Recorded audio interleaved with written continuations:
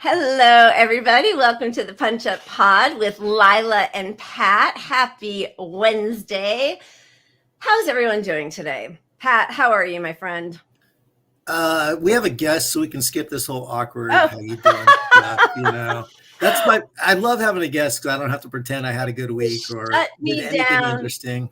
Nope, we're going to save all of our social niceties for our guest. Perfect. Okay, and there goes your lag time. We are still experiencing major lag time. You know, the weather's been horrible in California. I don't know if that possibly has something to do with it or just general StreamYard awfulness.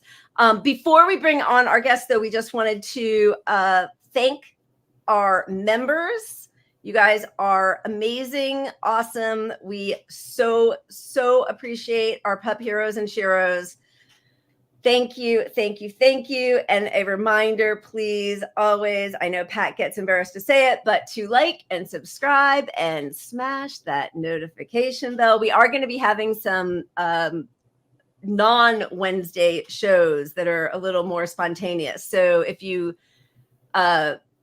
smash the notification bell, you will be alerted when we are going live. I know you love it. You love all the terminology, and I will now remove it so we can I just love grifting. That's my favorite thing. That's our whole money deal. Off the news. We are clearly profiting from Palestine. Best thing ever happened to our career. Oh my God. The word. I know. All right. So we do have a lot to get to. So you're talking and I can't hear what you're saying. This is actually going to be a great show for me. I can just ignore you entirely. Really? I'm quiet? Oh, yeah, you were, but then your mouth moves. It's like the worst dubbing ever of a Hong Kong film.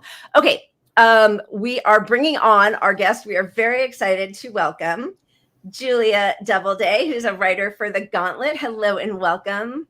Hi, thank you guys for having me. Happy to be here. Good, thank you. It's so nice to meet you in sort of person. I've been following you, long time admirer, first time caller. It's really good to have you here. Thank you. Yeah, well, thank you guys for having me. This is me. This is my cat. This is my room. So you're getting a real inside look into my life. Excellent. Pat, I feel like I should throw it to you to give you a moment to speak. Because I think I think I'm caught up real time. Yeah. Yeah. I'm waving right now. Okay. Let's see. Should we do our cheers? I know we brought you on to talk about COVID, obviously, and our worst of the week. And but we did want to give a cheers out, like we always start the show with saluting somebody who's done something positive or good or some sort of thing we can all get behind and have a drink too. So this week it's Mayor Abdullah Hammoud of Dearborn, Michigan, who has really been raked over the coals by the mainstream corporate media, who is frustrated with him for not meeting with Biden's campaign staff, who wanted to meet with him to find out why Arab Americans, Muslim Americans, Palestinian Americans, especially in Michigan, are refusing to vote for. They don't know why. They're not sure. They would like to figure out how to get their poll numbers up. How can they use Palestinian bodies to get their poll numbers up?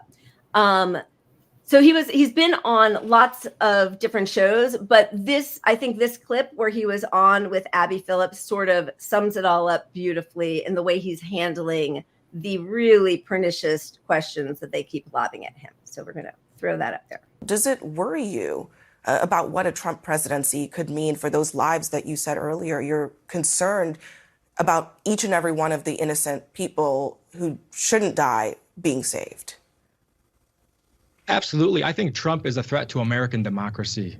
So the question should stand. What will President Biden do to prevent the unraveling of our American democracy? Why is being aligned with Benjamin Netanyahu and the most right-wing government in Israel's history worth potentially sacrificing our American democracy? You know, I had a resident that came before a city council meeting who had lost over 80 family members in Gaza.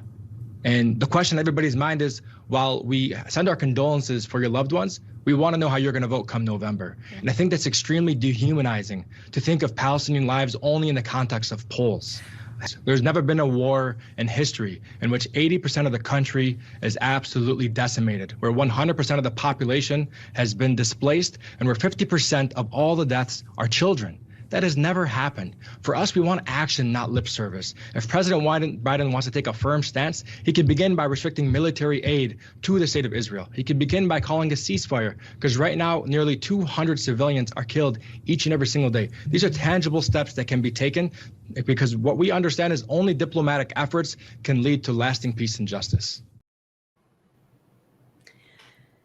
So, you know, whether it was Joy Reid or whichever pundit news host has had him on, they keep wanting to talk about how, well, it'd be worse under Trump, right? And he beautifully maneuvers that and says, yeah, I can't stand Trump, and he would be a real destroyer of our democracy, which I don't know how much, I mean, I shouldn't say that. We could get a lot worse. But he keeps going back to the question at hand, which is, well, why would Biden prefer to lose to Trump just to continue this genocide? So I really applaud him. We applaud him for right. The framing is always, why, as a voter, why would you do something that could get Trump elected? Well, why would Democrats do something that would get Trump elected? Right. It's they're falsely assigning power to powerless people and removing the onus of powerful people to actually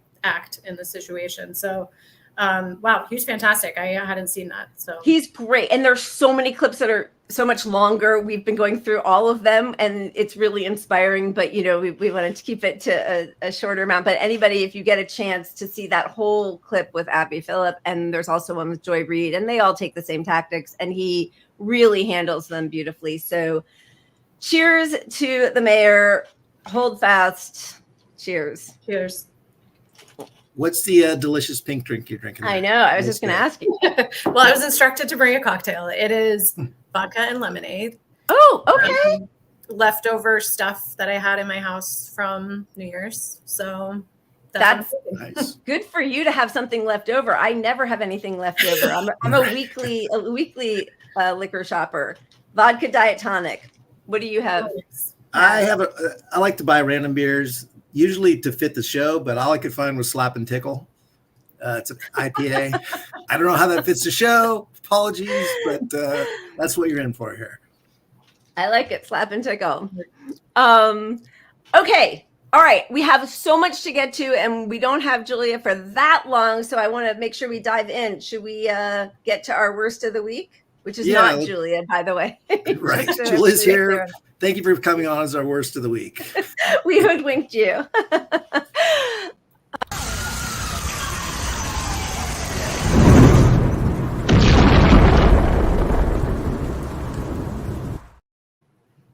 All right. Our worst of the week. We will start with the headline from Julia's latest piece at The Gauntlet. CDC hides replies referencing the Senate Health Committee's long COVID hearing. The public health body is purposely suppressing information about the severity and frequency of long COVID, as well as information about high quality masks. Yeah, so that title's pretty self-explanatory, but what happened was the CDC tweeted something about making sure you stay up to date with your vaccines because, quote, your next COVID infection could be your worst COVID infection. That's factually true, but it also kind of goes against like 2 years of information they've been giving people that it's like going to get more and more mild or you're not going to get it anymore. Anyway, so advocates kind of latched onto this and they were like, yeah, it could be your worst. And also long COVID's a thing. So, you know, you should wear a mask and here's some information about long COVID. And here's a reference to this recent hearing that happened in the Senate where long COVID patients and researchers were invited to talk about what they're finding out about long COVID. And they started hiding these replies along with sort of, you know, conspiracy theory, anti-vax stuff. But the replies that I talk about in my piece, like the first one is from a PhD who basically said, yes, there it is. Sorry, it's covering your face and we have no ability. Oh, there. Look what I did. Look at that. I need a raise, Pat. Yes. So notice how the long COVID expert protects against long COVID. This man here, his name is Dr. El Ali. He is a really, really important figure in COVID research. He's done a lot of really important studies about what's happening to people after repeated infections with COVID and what long COVID looks like. And as you can see, when he appears in public, he wears a high quality mask because he knows what COVID does to people. So this reply was hidden by the CDC. And I really don't think you can assign any kind of good motives to doing something like that. The motive is essentially, we don't want to talk about this. About preventing infection. That's about just never, about long COVID, about, since 2021, since Biden got in, there's been a vaccine-only herd immunity strategy. Right. Now that strategy failed. It dramatically failed. But instead of trying to turn the ship and think about how we can better control the virus, they've just continued to move the goalposts of what the quote unquote new normal is going to look like. So one of my recent pieces, I actually quoted Dr. Fauci. This was during the Delta wave. They were talking about, well, what's it going to look like when we can go back to normal, we can stop wearing masks? He said what it will look like is, I would like to see under 10,000 new cases a day, but really ideally it'd be more like 3,000 new cases a day. So right now we just had a peak that was over 1.5 million new cases a day. Yep. And as of right now, we're still over 1 million new cases a day. Yep. This is not, I have wastewater data. Okay, I have it here too. Wait a second. Yeah. Image C. So wastewater data is the way you're going to want to look at case numbers because no, sorry, did you say it anymore? Sorry, image C. Yeah, that's yes. Okay, got it. Sorry. This is an infectious disease modeler's sort of map of where we've been. So see in July 2021, that is when Joe Biden said, we declare victory, COVID is over, and see what has happened since then. It's been massive wave after massive wave after massive wave.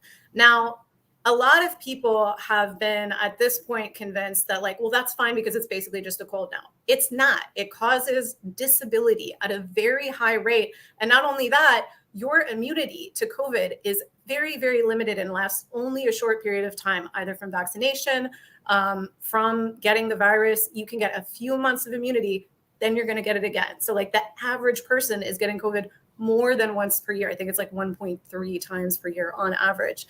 For a virus that carries a high rate of disabling illness, that does organ damage, can cause brain damage, can cause heart damage, this is just disastrous. This idea that we're just going to give it to everybody over and over and over again. So right now, the CDC really has no plan to deal with this other than to just not talk about it. Pretend it doesn't exist. And that's when hiding replies kind of enters the picture. And it seems, do you attribute that mostly to the mission accomplished moment with Biden and being able to get past COVID, or do you see it more as capitalism in general, getting people to work? Yeah, I mean, I think there is a much larger economic impetus like behind all of this. Like that's why all over the world you've seen this like process of normalization. I will say on the political side, I think what we saw with the media really just propping up this failed strategy and never criticizing him. A lot of that had to do with not wanting to criticize the Democrats. And I think people now, like now that they've been getting sick over and over and over again, and kids are getting sick much more often and more severely, people are starting to be annoyed. I mean, I think that at the end of the day, the way it's been framed for us was either you die and that's bad, or you survive and you're fine. And that's just not how repeatedly getting this vascular virus actually works. So is the problem with telling people now put masks on is that it would be an admission that for 2.5 years they led everybody astray and just let it roll? Yeah. I mean, it's they have completely painted themselves into a corner. Like we're definitely seeing the long-term outcomes of getting people sick all the time. You have record sick days among kids. You've got record worker absences. You have worker shortages. You have spiking disability claims, record high long-term illness. All of these things are starting to put economic pressure actually on governments around the world. So I actually just wrote a piece about in Germany, they just did a study where they found the average worker in Germany last year needed 20 sick days, which is 4 full weeks of work. And this analysis found that without those sick days, the German economy would have grown. Instead, it went into a recession. So all of this has been this incredibly short-sighted idea of like, let's just not do public health because it's expensive and we don't want to deal with it. And we're only beginning to see the long-term outcomes of telling people we shouldn't control disease, which is not a good idea. Right. As we see TB and measles making comeback. And, Yep. you know, my older son is at college and he told me he wasn't feeling well. And I went on the parent sort of chat group. And I mean, it was just like, oh, my kid has flu. You know, everybody says it's the flu, or really, like, nobody's even talking COVID. Yeah. Right. But having to go to the hospital, and like, I've never seen 30 parents in a group of a small, you know, all have kids who are so sick that they're like, I think my kid needs to go to the ER for the flu or whatever they're calling it. Hospitals are overwhelmed. There's also this immune damaging effect that's happening with COVID that for a while was controversial, but I think there's been enough studies at this point, particularly in long COVID patients. They have an effect on their immune system. We don't know if it's permanent. Is it temporary? I mean, there's a lot that we still don't know about it. Right. But like, for example, there was a study that found this damage to dendritic cells, which are part of your immune system, that was still, it hadn't healed after 8 months. And that's when the study ended. Now, if you're reinfecting everyone with this virus every 8 to 10 months, whether it heals long-term or not is kind of irrelevant. Like, people's immune systems are dampened. And I did want to also, so there are a couple other images that I wanted to like put on the screen just so people understand like where I'm getting this stuff and I'm not like making it up. So nobody here would accuse you. That's my job. I make up data. I just think it probably sounds kind of wild to people who like the last thing they heard about COVID was like, it's the flu now and it's also over. But yeah, so image A, yes, this is from a recent study in Canada. What they found is that your risk of long COVID is cumulative. So see how after one infection, there's like 15% of people who have long COVID symptoms, but after 3 or more infections, that number was 38%. Wow. Now, if you want to extrapolate out what's going to happen when people have had 5 infections, 10 infections, 15 infections, because right now the plan is you're going to get it every single year. So a kid that's born this year gets it 20 times before college, and the rate of long-term illness and long-term disability is going up with every infection. Like, there's no world where this makes any sense. And then image B, this is actually an El Ali study, that guy who was in the on the long COVID help. So this was in Nature Medicine. This was published, I think it was in 2022. But anyway, this is all showing the same thing, essentially, that like the more times you're infected, the green bar is 1 infection, the orange bar is 2 infections, the purple bar is 3 or more infections.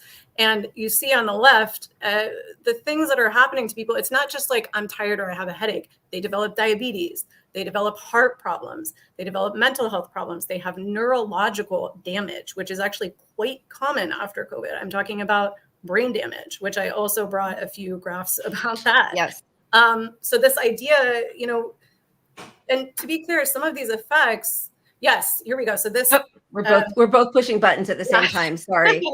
So this is from a study that just came out actually last month. This was looking at long COVID patients versus people who've had COVID but don't have long COVID symptoms. That's the no PCC. I think it's like no post-COVID something or other. Okay. And versus people who've never had COVID. And you can see on the farthest right, people who have long COVID symptoms have this severe neurological impairment. And people who had COVID but do not have any symptoms also had some amount of impairment. So it's not like if you have no symptoms after COVID, you're necessarily totally fine. You may have cognitive damage. And I also wanted to show you image E. This is also another study that looked at, this is from Brazil. It looked at people's cognitive performance after COVID. What they found was typically about 95% of people can copy this image on the left After COVID, 25% of them could not. So there was this massive leap in people who were unable to copy this image because of spatial reasoning deficits, because of cognitive damage. So the idea that we should just be giving this to school kids over and over again, it's completely irrational. And when they decided to do this vaccine-only strategy, they did it believing that we would develop long-term immunity, and we didn't. So essentially what happened was their plan did not work. And now instead of dealing with that, they're lying to everybody and telling everybody, go out and get this cognitive damaging virus twice a year. Yeah, and that was the same plan that Trump was mocked for endlessly, which rightfully so. Barrington Declaration, right? And that was funded by the Koch brothers or the Brownstone Institute. Brownstone. But yes, they're all the Koch brothers and this sort of like libertarian overlords that sort of like fund all of this right-wing stuff. From day one, the Koch brothers have, even beyond the financial interests, they have this ideological hatred of public services. So from day one, it was like, we don't want there to be any public response. We don't want public health to exist. And unfortunately, what we've seen in the last 4 years is that the Overton window has moved so much that you now have leftists who are defending this idea and just saying like, well, there is no, to quote Margaret Thatcher, there is no society, right? Like, wear a mask if you want to, that's fine. Okay, like disabled people are not safe in public. People who have long COVID and can't afford another COVID infection, how can they do anything? They are literally getting exposed in the hospital because this campaign to normalize COVID is so extreme that we are allowing doctors and nurses to give immunocompromised people, dying people, people with cancer, COVID on top of whatever else they're in the hospital for. No infection control, no tests, don't talk about it.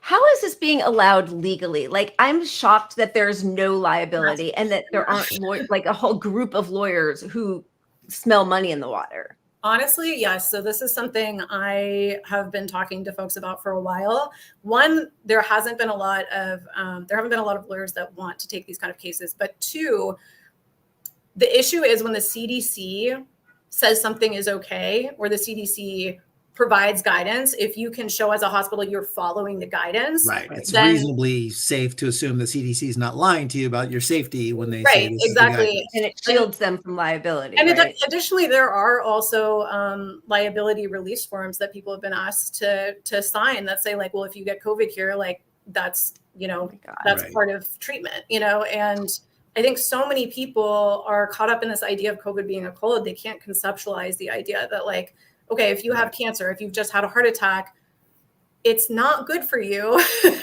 to get COVID on top of that. And, as somebody who's like really active in the disability community now, people are terrified. They cannot go to the hospital. They cannot go to the doctor. And they don't know what to do. There's nobody there to protect them. I will say, in terms of the CDC guidelines, one of the issues here is that for 100 years, people essentially didn't believe that airborne transmission was a thing. So there's something that we refer to as droplet dogma that a lot of doctors still cling to. It's this idea that you have to actually physically sneeze or cough on somebody with droplets to get them sick. It turns out that was not true. And I don't know if you guys remember, but in early 2020, the WHO, the CDC, they all came out and said, it's not airborne. It's not airborne. Oh, yeah. But there was even that clip where Tedros says it's airborne. Yes. The guy next to him whispers in his ear or says it is airborne. And then he's like, oh, no, it's droplet. There were a ton of financial reasons, motivated reasonings behind why they decided to say it wasn't airborne. And all of that has screwed us since day one. Yeah. Because if they had said, and this is actually in some CDC emails that were FOIA'd, somebody was saying, well, if it's airborne, the liability of that for businesses would just be, like they would all have to have PPE. That's like impossible. And they were like, yeah, we're not saying it's airborne. I don't think it's airborne. So there was really this motivated reasoning of like the liability would be so extreme for employers and for people in the healthcare system that everybody wanted to believe it was droplet. And it wasn't until a full year into COVID when, a lot of engineers and people who had been saying from day one, I think this is airborne, were able to prove it. Now, one of the things the CDC, again, chose to do that I think is essentially lying is that they didn't do a big campaign to then explain to people, remember when we said social distancing would keep you from getting COVID? Remember when we said surgical masks would keep you from getting COVID? That was wrong because those are droplet precautions. Right. So you guys need to be wearing N95 masks. Like still today, I see people in surgical masks. It makes me sad because I think like, well, they don't want to get COVID, but they obviously don't even know how it's transmitted. Yeah. Right. And I mean, people forget that. I mean, I don't know if they forget, but they don't know that Biden has the authority. The Supreme Court ruled he has the authority to institute mask mandates. Yep. And to not do that, at least in hospital, at a minimum in hospital settings, is a criminal. Rotten hell. I mean, I'm sorry, but like, absolutely. That's just. And the protocol, the infection control protocol that's happening in hospitals is essentially droplet protocol. So that's why there is no real infection control for COVID.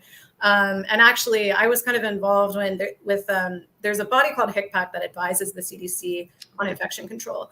And recently, they were supposed to revise their infection control guidelines. They decided to completely ignore COVID. I mean, they had these public-facing meetings. They had to. And they wouldn't even say the word COVID. It was bizarre. And they didn't talk about airborne transmission. They didn't talk about ventilation and filtration, which if there's one thing that people should take away from this, there is a really easy and not that expensive way to drastically mitigate COVID. And it's great ventilation, better ventilation standards, and HEPA filtration. Those two things alone will stop your kids from getting sick every other fucking day. Yeah. So HICPAC decided to not talk about any of that. They had public comment sections. I was involved in organizing people to come to those and talk about their experience of, hey, your infection control guidelines killed my mom because she was in the hospital and her dumbass doctor gave her COVID. They still voted unanimously to pass the guidelines. They were sent to the CDC. And then, amazingly enough, the CDC has sent them back because there was so much public pressure and pushback from the disabled community, from various organizations that, like NNU was involved in this. It's absurd to just decide you're not going to do infection control in a hospital. Like, this is not the 19th century.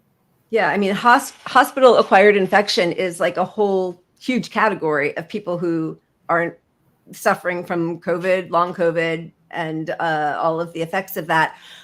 Well, it's interesting to me that even though initially it seems that it was a financial decision to take away all medications and live your best life and let it rip, it's now like The Economist, the Financial Times, Larry Summers, who are actually sounding the alarms about what long COVID is going to do to our whole society. Yeah, I believe Larry Summers recently said there's no amount of money that you should not spend on this, considering what's happening. And I actually did write an article about this as well, that the business press was kind of picking up on it a little more. I mean, it's really irrational what's been done, but I really compare it to climate. I mean, it doesn't make sense to like destroy the habitability of the planet in the long term, nor does it make sense to give everybody a virus that damages their brain every 6 months. But people are not thinking long term, and the people specifically who are ideologically opposed to public health, I think that in their worldview, here's what they thought would happen. The vulnerable people, they're going to die. And then all of the Ubermensch that are left will go on and live our glorious lives. That's not actually how viruses work. Right. But they're still framing it that way. Even calling it long COVID is sort of like, well, a couple of people get stuck with it and it sticks around, instead of like actually acknowledging, hey, for everybody, there's an acute phase where you get sick or die and whatever, and then you get past it, and then it's having an effect in your body. Like, people don't know that at all. Like the general public. I think also people don't know what long COVID looks like. So like if you had COVID and a few months later you have a random heart attack, or you have a random stroke, or you develop blood clots, or you have a new onset autoimmune disorder, or you start having seizures, like all of these things are documented that they can happen after COVID. And it is quite similar to climate, where a massive hurricane happens and people say, hey, this is because of climate change. And people say, well, you can't prove that. And it's like, well, I can't prove that this specific guy that died of a heart attack at 54, it was because he had 7 COVID infections. But I can tell you that heart attacks are way fucking up. And by the way, not talking about this, not talking about the fact that young people are dying of heart attacks, it is empowering anti-vaxxers. Yes. People are not hearing any explanation from anybody. All they're seeing is people dropping dead of heart attacks. And then they go online and what they hear is it's the clot shot, like the jab. Did you get the jab? Brand new motherfucking vascular virus. Yeah. That does this. Well, that's why I personally, every week I yell at the left for ignoring this issue, because there's a huge vacuum here if we're not even covering it. Like us, the leftist progressive. It has created like this. To me, this is just the road to fascism is paved with killing disabled people. That is always true. Like, look through history. Right. That's what Hitler motherfucking did first. He killed disabled people. What is happening right now should be so scary to leftists, because it's not just right wingers. It's not just liberals. It's you motherfuckers. You motherfuckers saying, I don't care if disabled people can't leave their house because they're not important. That's scary. That should not be happening. The fact that the left thinks they can just abandon solidarity with millions and millions of people, and people are saying, oh, I'm going to get killed if I go to the hospital. And the left is like, I don't really care about this anymore because I want to go to dinner. Like, that's bad. Like, the place that it will lead you to is bad. And let me also say that I did an article called How the Press Manufactured Consent for Continual COVID Reinfections. And one of the things I talked about in that article is this construction of an artificial outgroup that isn't owed solidarity, shouldn't be a part of society, and nobody should feel bad that they can't go to the store anymore. And at the beginning, that group was initially just the unvaccinated people. They were like, if you're vaccinated, you're fine. But then it started to open. Okay, yeah, some other people are getting, oh, you know what? Some other people are dying. Actually, in the first Omicron wave, when almost 200,000 people died in like 10 weeks, it was crazy. 40% of those people were vaccinated, but they told us it was a pandemic of the unvaccinated. Right. That was not true. So then after Omicron, that percentage continued to climb. We now see lots of vaccinated people dying, but they're old, they're vulnerable, they have other issues. And the genius of this outgroup is that if you get long COVID, if you, a perfectly young, healthy person, get long COVID, you are now in the outgroup. It doesn't matter if you were healthy before. You are now by the wayside. We don't fucking care what happens to you. We don't need to have solidarity with you. We don't need to mask for you. And you don't need to be a part of our society. That's I mean, that Rochelle Walensky sort of started that with the, some people are going to fall by the wayside. I mean, also Fauci, of course, but there was this dismissiveness of people who were becoming disabled or dying. And God, I just totally lost my train of thought. That's what happens when you pregame so hard. But the idea, like, and I try to explain to people, like, if you've ever had COVID, you're now considered immunocompromised. Like, if something happens to you, people are going to be like, well, but he had already been infected, or like, you're in a different category now. It's an oversimplification to say, like, oh, you've had COVID, you're definitely immunocompromised. A lot of people who have had COVID have long-term effects, and they may or may not know about them. And some of those people, a subgroup of them, have immune system damage.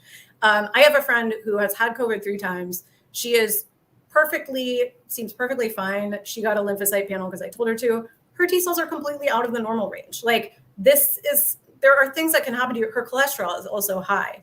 There are things that can happen to you that you're not going to know to even look at. So you may feel fine after COVID. You don't know that you're fine unless you've had a lot of progressive. Right. And we don't know the 10-year effect.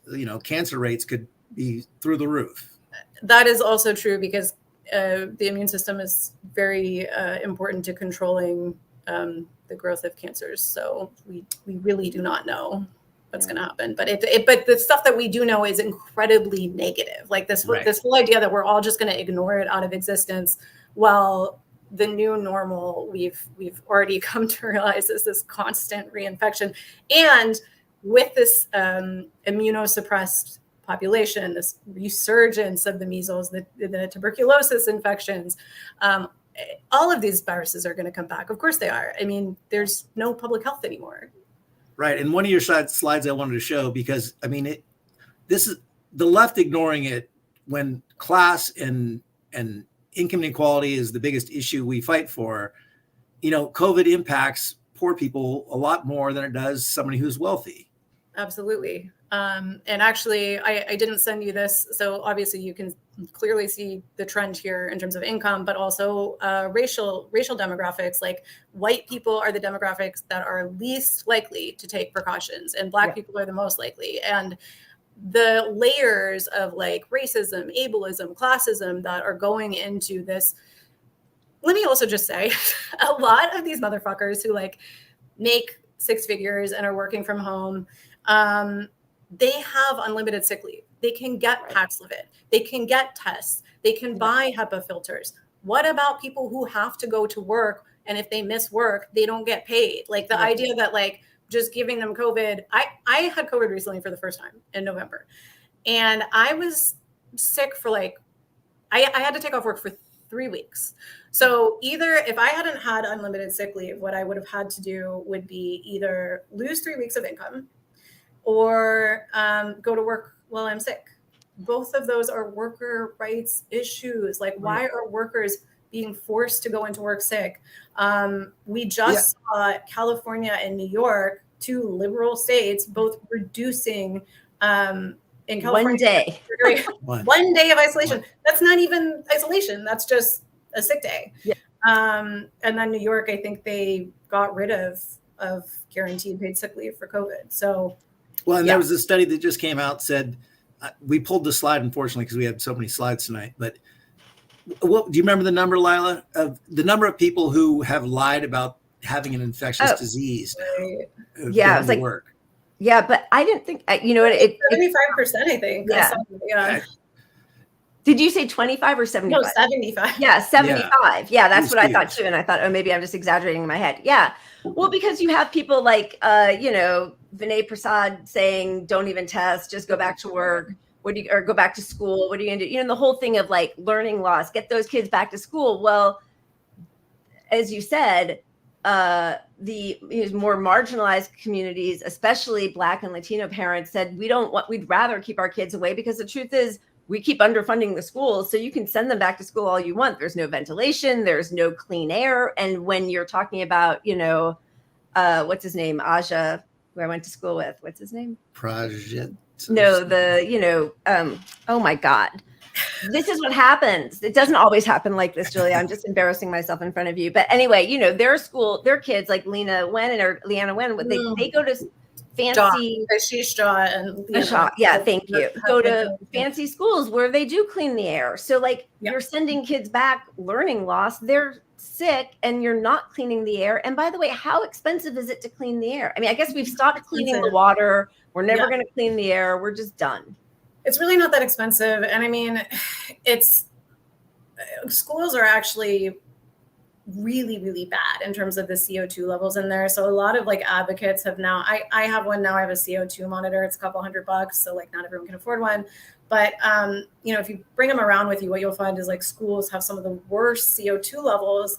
And there's a lot of things that the CDC could be doing, even as a stopgap, just telling people, hey, if the CO2 is high, open the window. Like that alone will increase the air exchange. Right. Or you educate the parents, and the parents are going to put a bake sale together for a Rosenthal box or something. You know, like. Right. Exactly. But people don't even know that like this is an option to reduce spread. I mean, what is the point of not telling people that you can use ventilation and filtration to protect yourself from illness, other than they just don't want to pay for it? I mean, that's the only reason they won't talk about it. Yeah.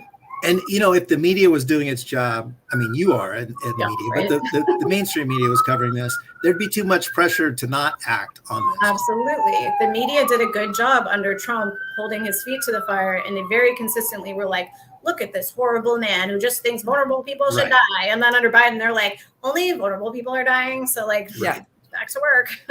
Yeah, it really makes you wonder about that harm reduction philosophy, because at least when the Trump monster was in power, he was being called out by all. We have the daily death ticker. I mean, the death ticker is long gone, and I can't imagine that there wouldn't have been pushback on, you know, this total destruction of the programs that were brought in.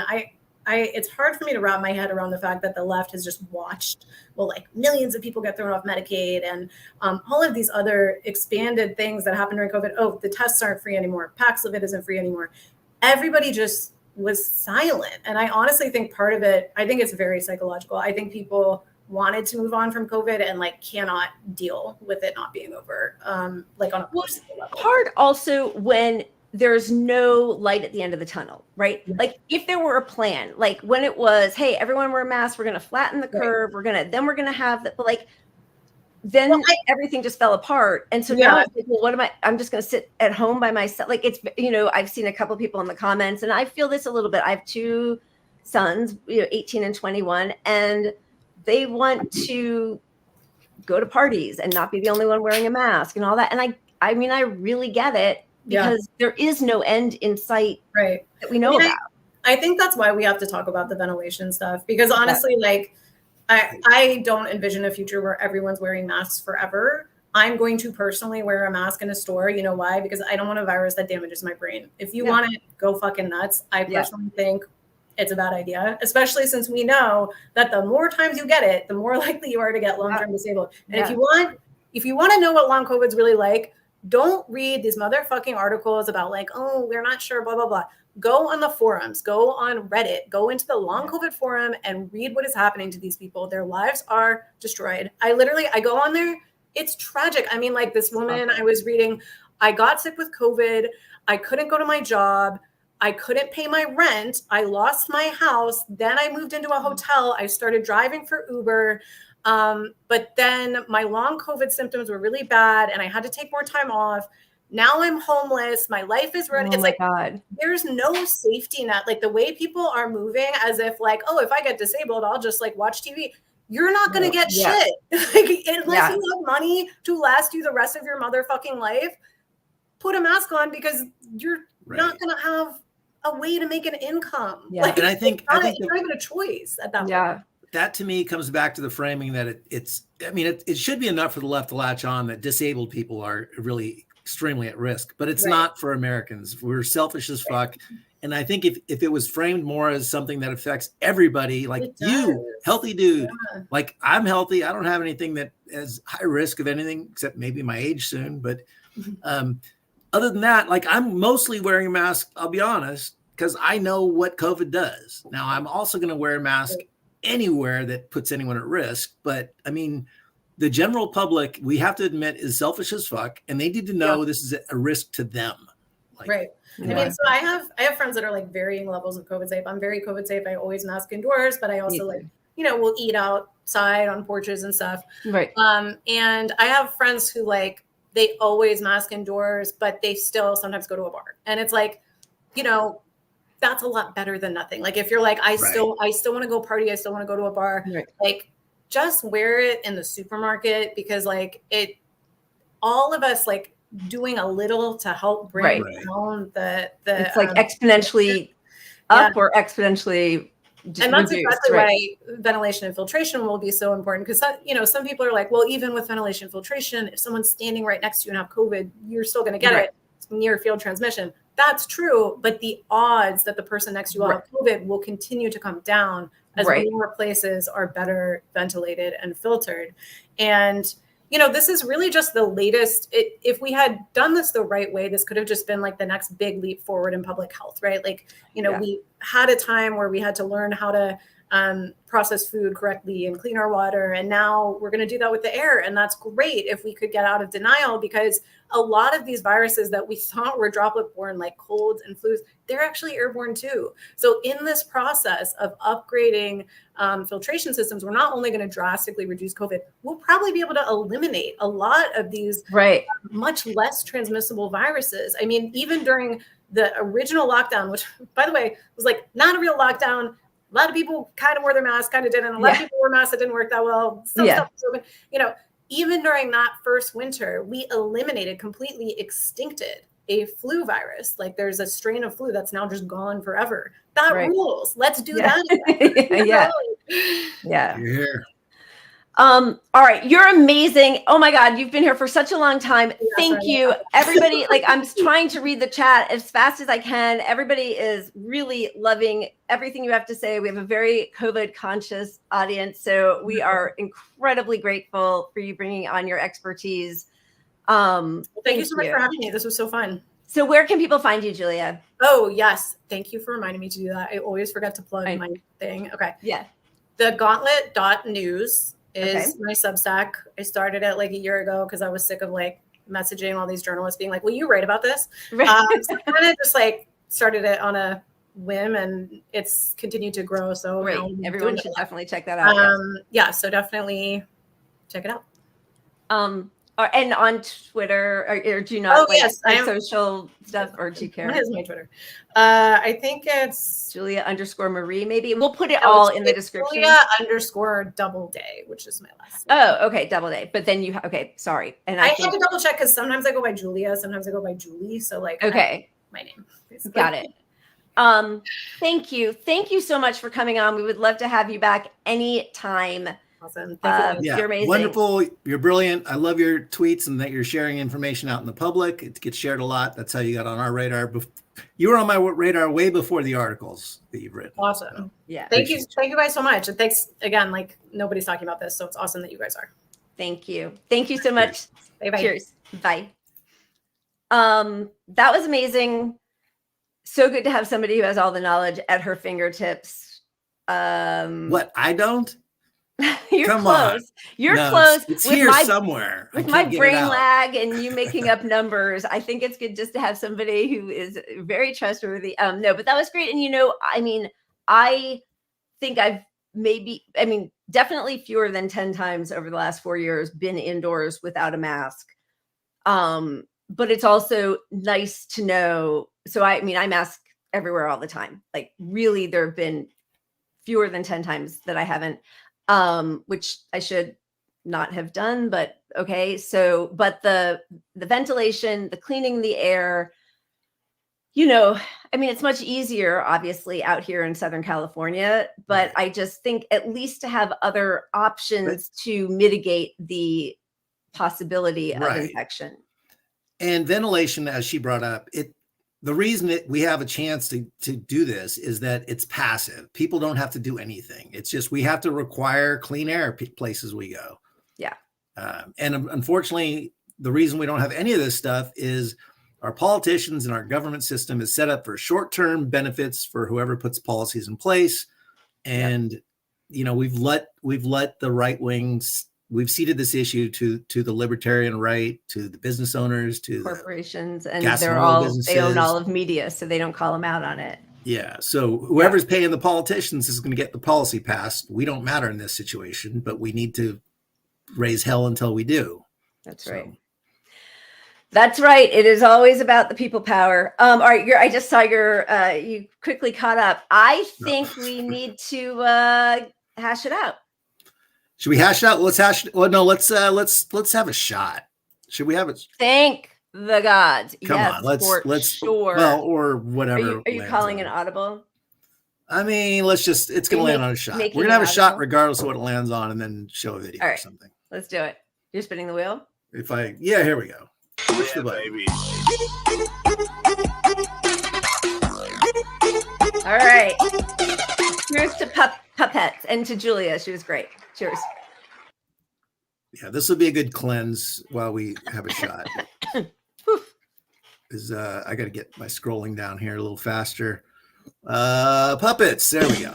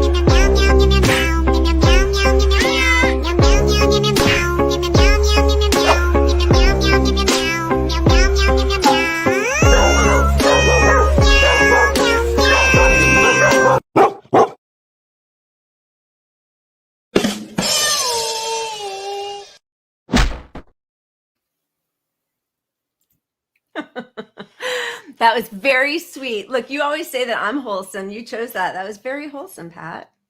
Yeah, but if you see, I changed our wheel, so there's only one wholesome video ever. All right, There's that's good. one puppets. There's only so maximum, much we can tolerate. at least for this week. All right. What do you think? Yeah, hashtag. Let's go.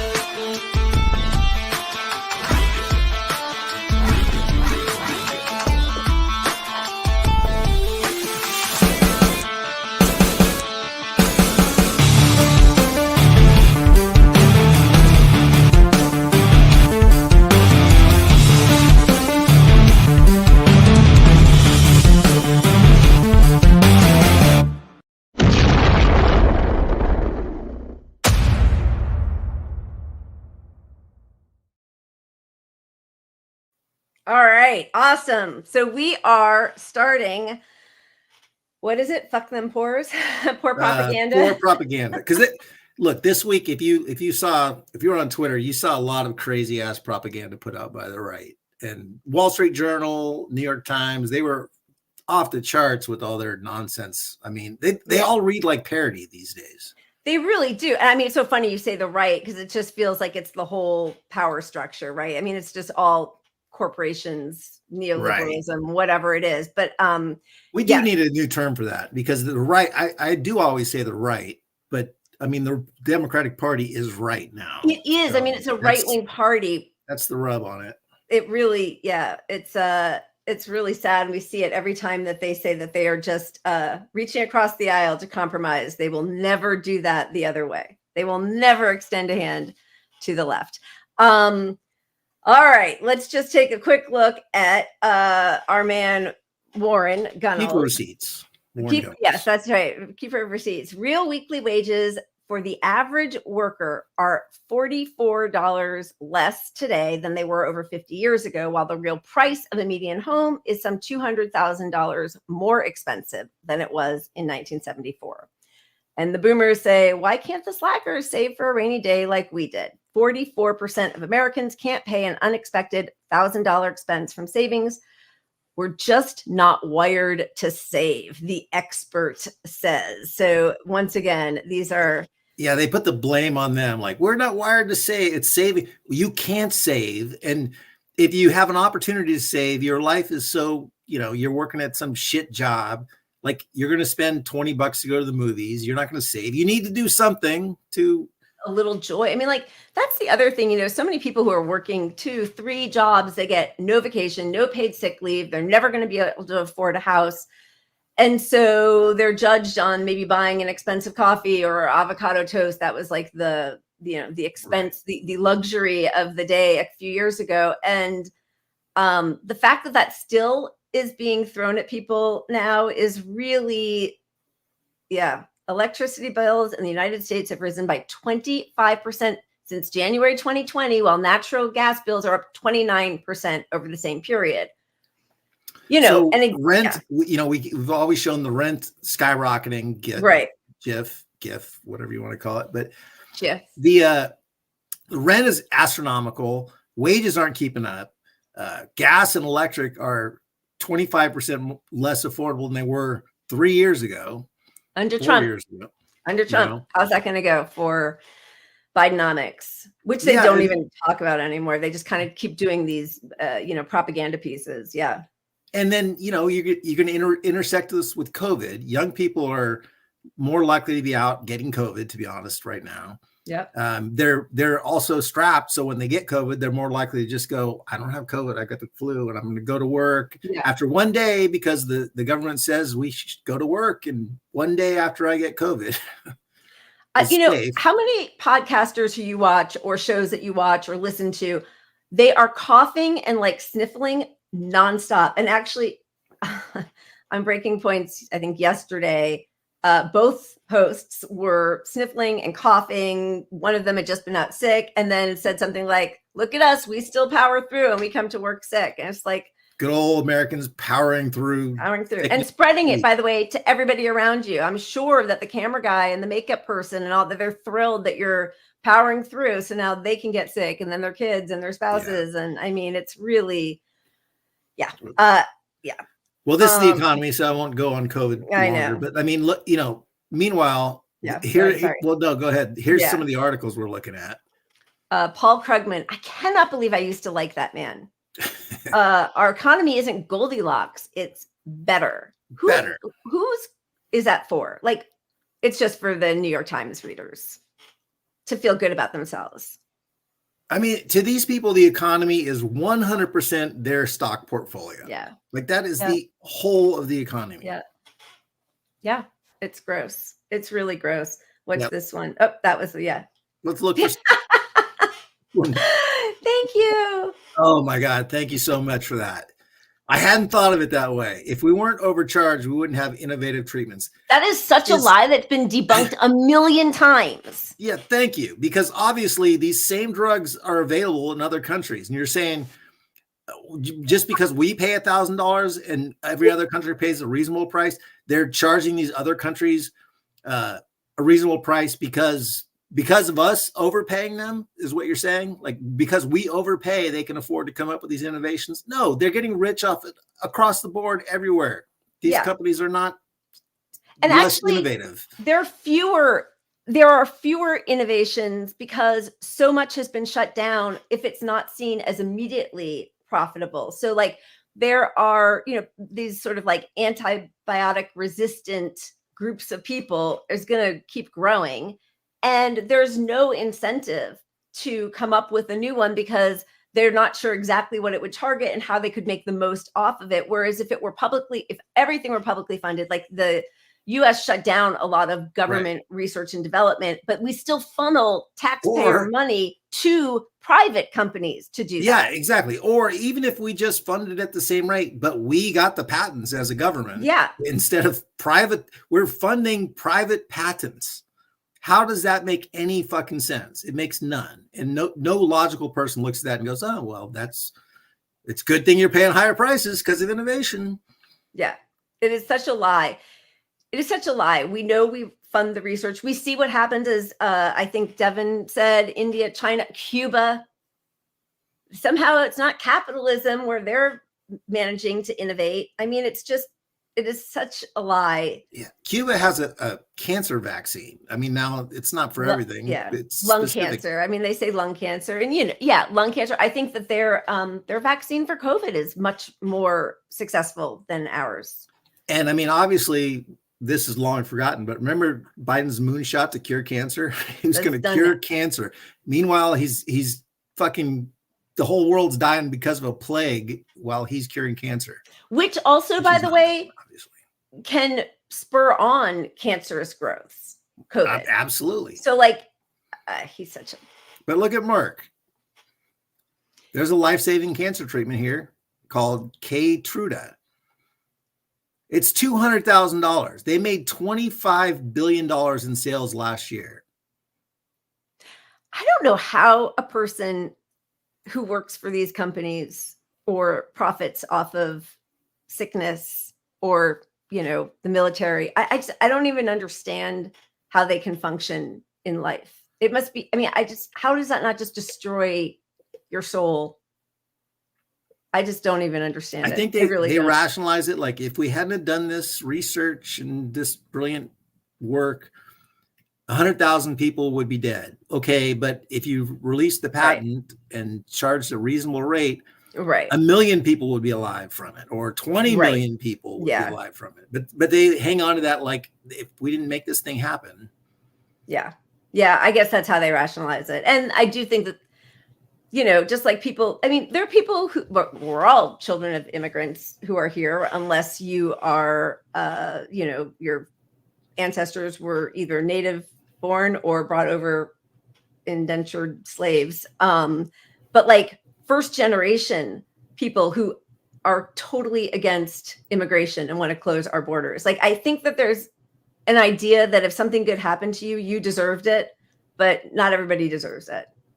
So like, I think they justify it that way. It's a really strange way to look at society and people, your fellow people. Just insane.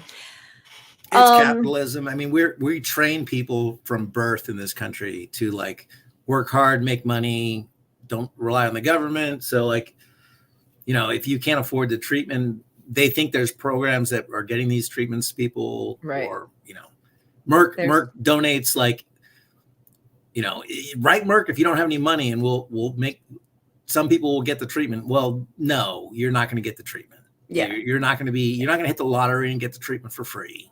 They'll do a little bit of philanthropy to try to address the problem they created in the first place. Exactly. And then people will say, oh, you're so great. All right. What do you think? Should we move on? We do have so much. Do you want to economy stuff? Yeah, well, let's move on from the economy, because we want to make sure we get to everything. Yeah, I know what's her name? Karine Jean-Pierre is still blaming Putin for the Oh yeah, well, this is so short. We'll just play it. Wait, it matters. Let's not forget what has been happening almost 2 years now, right? Putin's war right, but that has caused inflation. That has caused prices to go up, right? So you would think that was a clip we pulled from 2 years ago, or last year, or last 3 months ago. That was this week. They're blaming Putin's inflation. Yes, each segment we're trying to sort of like focus. We do this anyway on our show about, the propaganda and the creation of narratives, but it is just such a dereliction of duty that mainstream media is silent on all of this. They never want to hold the powerful to account. They never want to keep scraping below the surface and reveal the truth.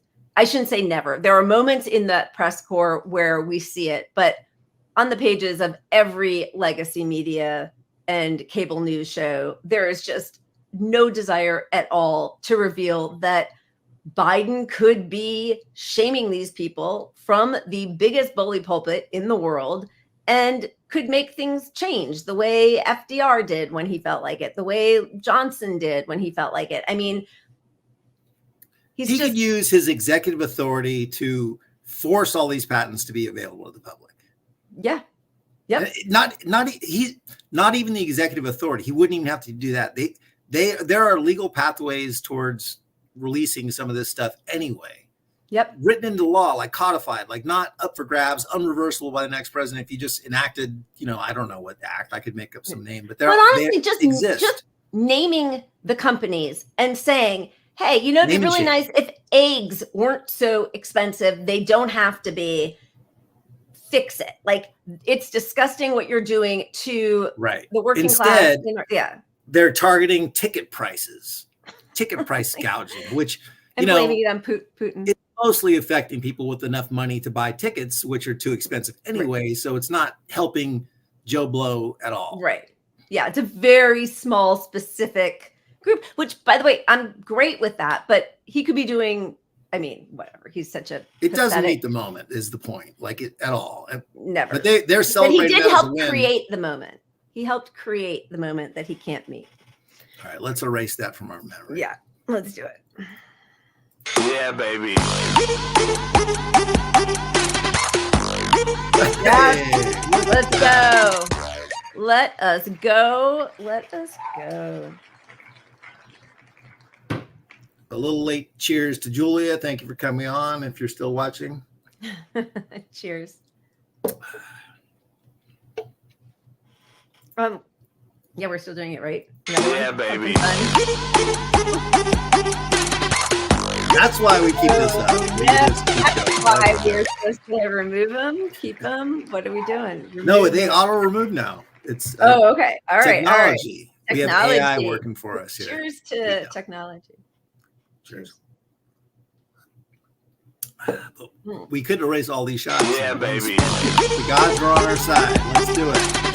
Oh, come on. Pat. I asked for that one. Sorry. Okay. I do have to say, did you notice I'm not red? Did everybody notice I'm not red on my nose? I did not. I am noticing because it was so crazy and distracting last time that I never wear makeup on my face. Like, I do eye makeup, but I don't put anything on my face. And I have this little tube of something, and right before we went on, I was like, I just put it all over my nose, and it seems to be working. But I'm going to really tempt fate here with my, what is this, my fourth shot? Cheers. I do my makeup an hour before the show because I'm a professional. So. Yeah, baby. Sorry. Oh, we got something. There we go. We should do our economy timeline cleanse. Yeah, roll the economy one. All right. Go for it. We're Americans. We can't take a day off if our kid is sick, so we send them to daycare and get everyone else's kids sick. We're Americans. Our childcare costs more than our rent. We're Americans. We expect women to work like they don't mother and mother like they don't work. We're Americans. We have policies of forced pregnancy, but no access to affordable basic health care or childcare. It's horrible. We're Americans. We have the worst maternal death rate of developed countries and no postpartum care. Because if you have a baby, that's on you. We're Americans. We believe that paid family leave will hurt the economy, even though research shows that it would increase our GDP by 5%.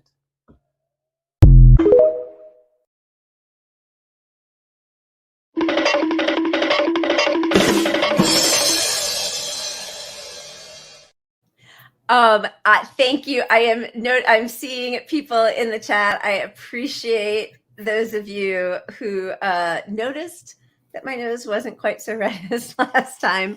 Thank you. Yeah, TikTok is killing it. They are killing it for sure. So yes, see it. Yes, thank you. I'm seeing you guys. Just want to let you know we're trying to wear all the hats. Make sure we get to see all of you. Okay. Moving on. Are we moving on?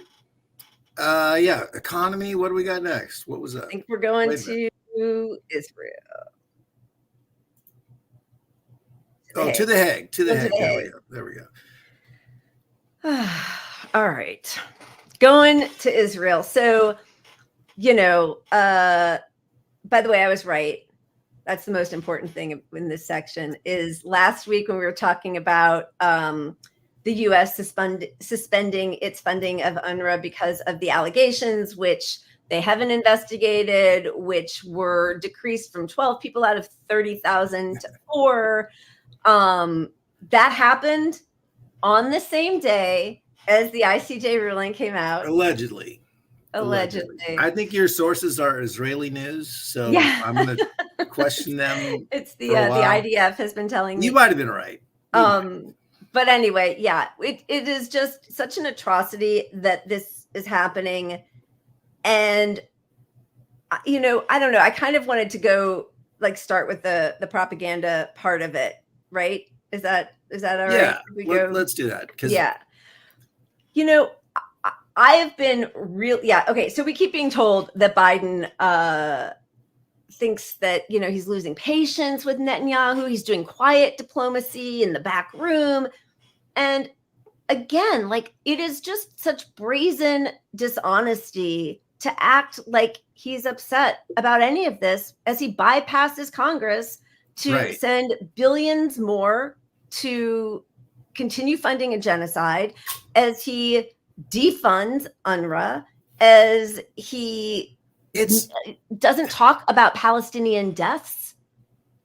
And they're leaking stories to pacify both sides, to try to act like it gives cover to liberals who want to say, you know what can we do? Israel has a right to defend themselves, and we're not in charge of their purse strings and what they do. We literally are in charge of them. And if we weren't providing cover at the UN, the entire world collectively, every single country in the world would say, this is a fucking genocide. Stop. We're going to, at a minimum, not buy any of your products ever. We vetoed a ceasefire, right? You can't have it both ways. And then the press keeps running interference for him. But I don't think that is working, but it's not working at all. Yeah, maybe just we both pressed it in the corporate media. I don't know. Is Anthony Blinken too nice? What are this one changed my mind? I was like, you know what? He's too nice. The guy that we are calling Butcher Blinken on the left, is he too nice? Who wrote this piece? Drew Angerer. Or maybe he's I don't know. Anyway, that's appalling. There's nothing too nice about funding a genocide. It's amazing. And what is we have Miss Gillibrand here, Senator Gillibrand, insisting that Israel is minimizing civilian casualties.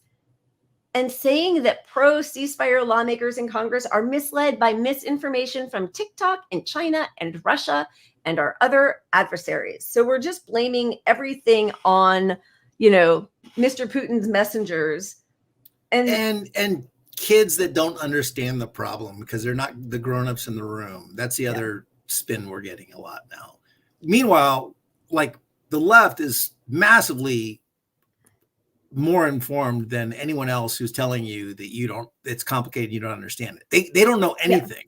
Yeah. And children. I mean, kids on TikTok are actually getting more information out that's true, that's not being run through. I mean, we saw last week that CNN, it was revealed, it wasn't because they admitted it, right? Because it would be one thing if they said, listen, to get this footage, we have to funnel everything through the IDF, who's going to censor us and approve whatever we put out there.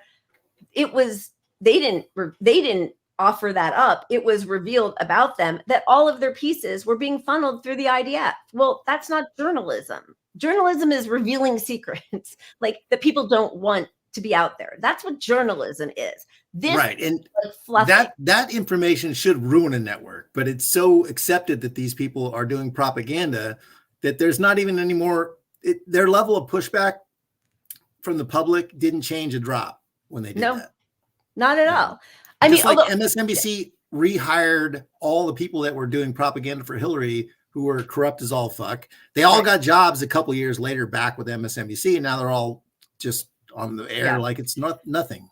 The problem is because I don't know the exact stats, but their viewership has gone so far down, right? And all of the legacy media, all of it, like the New York Times, the Washington Post, Wall Street Journal, the CNN, MSNBC, like their viewership is almost depleted. The problem is the people who do watch and read corporate media always show up to vote.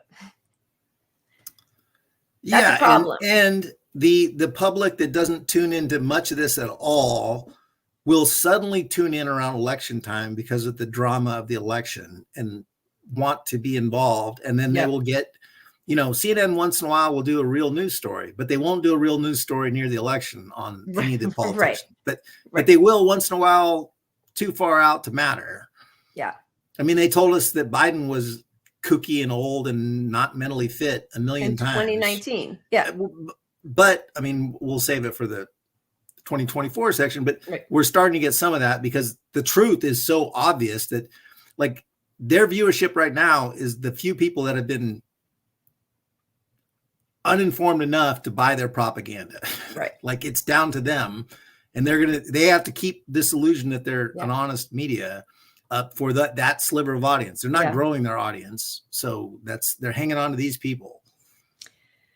Yeah. It's, I mean, honestly, there is no way that after the New York Times helped Bush lie us into the Iraq war, that they should have continued to be considered, the gray lady and the sort of like beacon of journalism by the people who should know better. Like plenty of people, CNN staff say network's pro-Israel slant amounts to journalistic malpractice. That, however, was not the worst. There were a slew of headlines this past week. The Wall Street Journal, Chicago votes for Hamas. Mayor Brandon Johnson supports a ceasefire in Gaza, not Chicago. So it was a way of getting a dig in, like a racial dig in there also. Like, what are they? Wall Street Journal this week was just insane about their propaganda pieces. Like, this one really set the whole internet off. But I mean, welcome to Dearborn, America's jihad capital.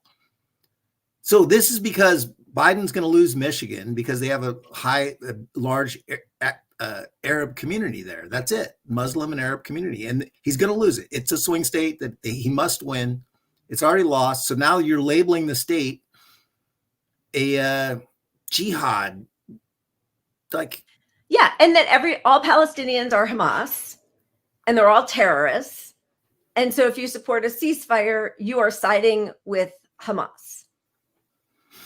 and that has been, you know, I mean, that's been a project that's been going on for 75 years, right? That, I mean, more than that, it's been going on for centuries, where brown people bad, white people good, and otherizing them, and people who are fighting for their liberation are always marked as terrorists, and the occupiers, you know, to the victor go the spoils, and we get to write history and all of that. But it was really pretty profound this week.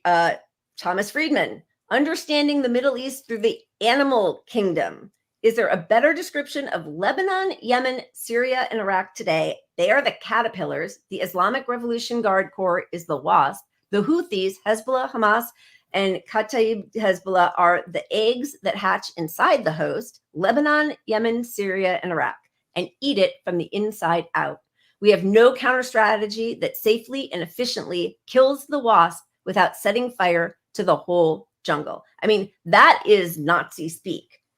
They are vermin, 100%. They are roaches, they are infesting the world. It's so fucking gross and obvious that you would think they wouldn't even be allowed to write it, but they're just going nuts all week with article after article like this. And it's so bad that the mayor of Dearborn, whom we showed before, and I really do, I mean, I'm sure most of you have seen these much longer clips. He's so beautifully able to handle the thing that they keep throwing at him, which so many liberals say, which is, do you really think Trump would be any better? Don't you think Trump would be even worse? Like, I don't know, a worse genocide. He would kill 102 of your family members instead of 100. Like, what are they saying? And he really handles them so well by saying, like, it's not, stop putting the blame on me. It is the politician's fault.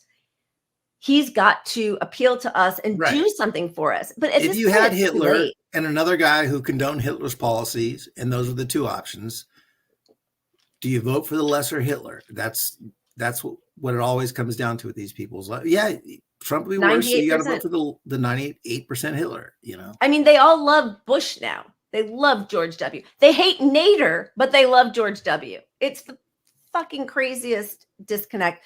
But it's so bad that so this is Mayor Hammoud, effective immediately, Dearborn police will ramp up its presence across all places of worship and major infrastructure points. There is a direct result of this is a direct result of the inflammatory Wall Street Journal opinion piece that has led to an alarming increase in bigoted and Islamophobic rhetoric online targeting the city of Dearborn. Stay vigilant. I mean, that is a form of terrorism that is happening in our journals. It's atrocious, and the Wall Street Journal should not exist, in my opinion. That it's too far. Anyone involved in these pieces should be gone. Anyone who greenlit this stuff should be gone. Yeah. But they'll get promoted. They'll be, you know, the next up and coming journalist, whatever, for sure. But it's disgusting. I mean, yeah. I don't know. I mean, it is just disgusting. Yeah, exactly. Straight from Nazi Germany. Oh, sorry. I'm sorry. I just saw Saul says the editor was out with Rona. I don't know if that's true or not, but that's interesting. Okay, so the other side of that I have just been thinking about so much, because I really am trying to understand how on the same day that the ICJ came out with their warning, first of all, saying that it is very likely that Israel is committing a genocide and they would be expected to be monitored for the next month and come back and show that they have been making all efforts to reduce civilian casualties, that there is a real threat of starvation and disease that's going to be even worse than the direct slaughter of all these people. On that same day, I think Israel killed like 200 people. It's been about 200 a day since then. They are still gleefully saying there will be no two-state solution, that we will only rest until the final solution, I think was the latest thing that Netanyahu said. Like they are, and this 72 Virgin channel, that was just, I think, taken down, but they finally admitted was part of the IDF. And what that was, if people didn't know, and I didn't know about this, Lila brought this to my attention, but 72 Virgins was a channel that showed all this gleeful killing of Palestinians and, taking their land. And it was, disgusting. Like and they just, Israel disowned it and said it wasn't part of, they weren't behind it. And it was revealed that they were behind this website the entire time. It was an IDF faction or whatever. So. Yeah. It's so according to Israeli publication Haaretz, the IDF has been operating an unofficial psychological warfare Telegram channel called 72 Virgins Uncensored that regularly dehumanize the people of Gaza. And then, there's lots of running film on it. It's horrifying. And they are just, and it's the same, like that, the whole, what was it, like 4 hours of South Africa presenting the case about Israel was basically just using the words of the people in power, right? And how they were dehumanizing and talking about basically ethnic cleansing and genocide using those words. So, right. And, this is where our media comes into play. US media and the UK media, the two biggest funders of all this mess, didn't show the African case at the ICJ, and they showed the Israeli defense. Yeah. I mean, how clear cut is the propaganda when you won't show one side of a legal case? Yeah, it's just so shameless the way they are trying to construct this. And it isn't working. But so I just kept, what I was trying to wrestle with, and I am going down so many different conspiracy thoughts in my head, but is why is Israel and the IDF, why are they being so outrageously in everyone's face about the genocide they're committing? Like, they're going to be the pariahs they are of the whole world soon, if they're not already. Yeah.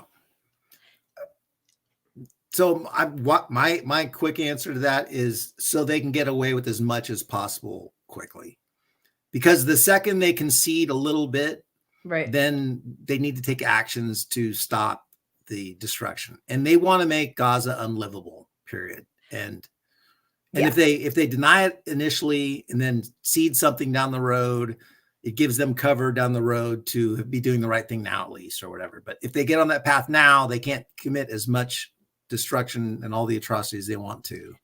Okay. So, I agree with you that that's why they are committing genocide, and that's why they're destroying Gaza. That's the whole plan. That's what they're going to do.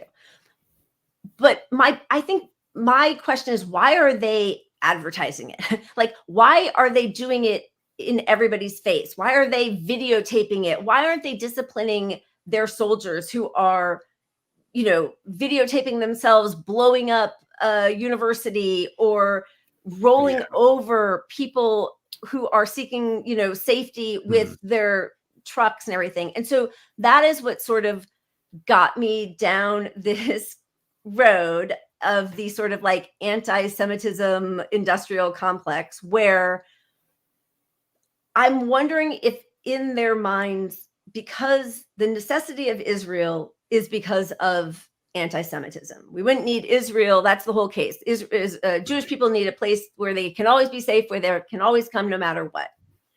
And what they are doing is only increasing anti-Semitism around the world. Right. They're exponentially less safe. Israelis in America are exponentially less safe.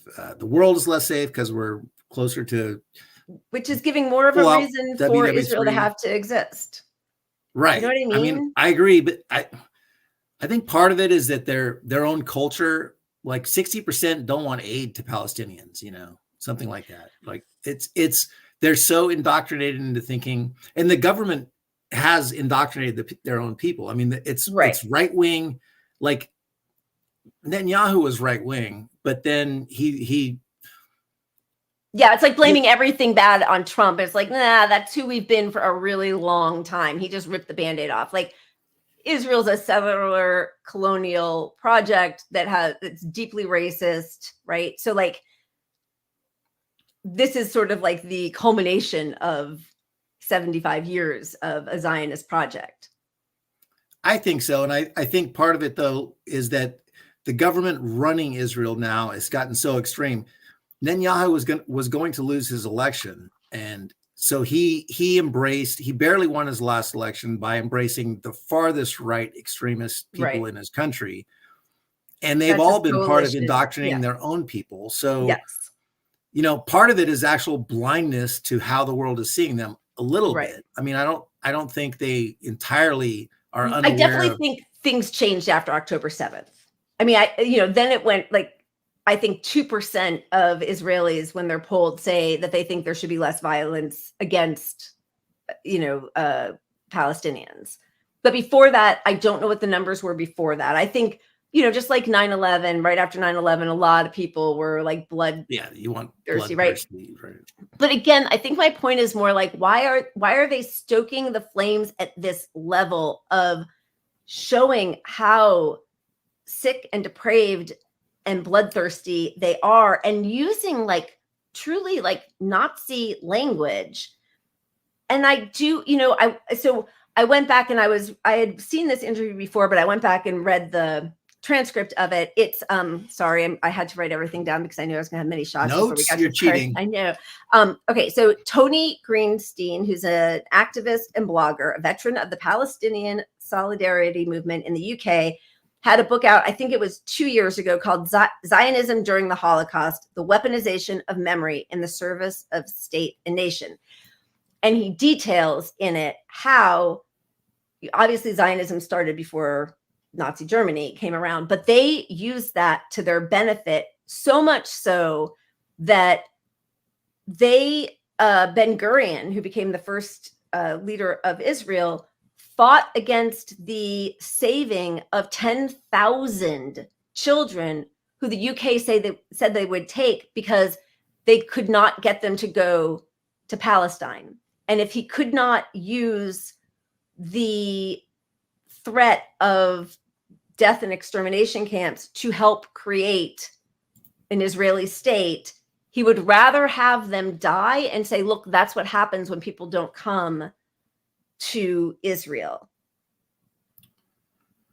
Interesting. Yeah, I see your point on that. I mean, it's kind of like saving an issue for the election in a sense, like.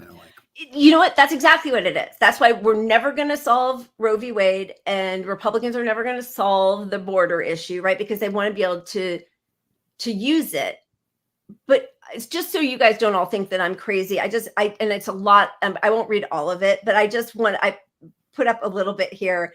So in his book, he is talking about how in the early 1940s, Zionists not only were not bothered about the Holocaust, they actively tried to stop anyone who wanted to provide a refuge from doing so. The Zionist logic was that where there are Jews, there is anti-Semitism. Jews cause anti-Semitism because they are living in the countries of other people. In the words of a novelist, A.B. Yehoshua, they are guests in other people's hotels, and of course they've outstayed their welcome. Transplanting Jews from Nazi-occupied Europe to America or Britain would not solve the problem. It would simply recreate anti-Semitism in another place. So you had to be cruel to be kind and say the only place of settlement was Palestine. I just think, I don't know. I'm trying to understand why Israel is being so brazen in the way they are destroying Gaza. I agree with you. I think, of course, they're trying to get rid of as many Palestinians as possible. Right. The question is, how do they benefit from being so perceived as evil in their? Yeah, like Russia's not doing that. Right? Russia doesn't have its soldiers like blatantly showing their war crimes. It doesn't mean that they don't exist, but like, what is it? Oh God, there I went. God damn it.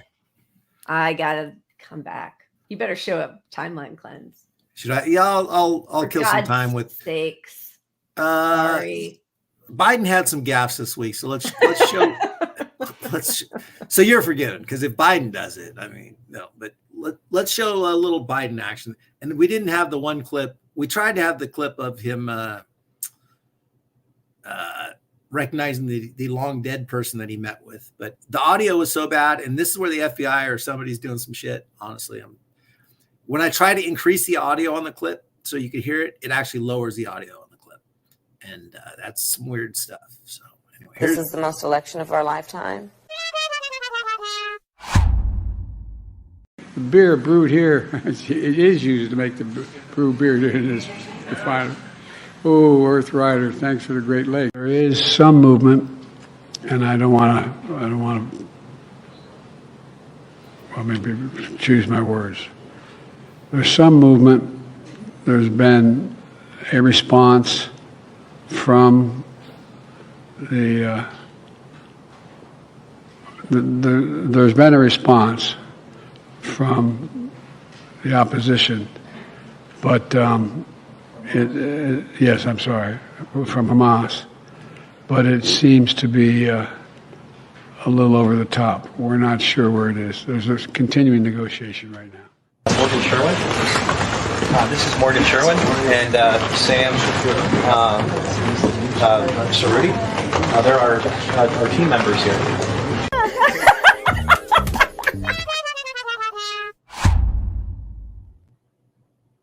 Where are you at, Lila?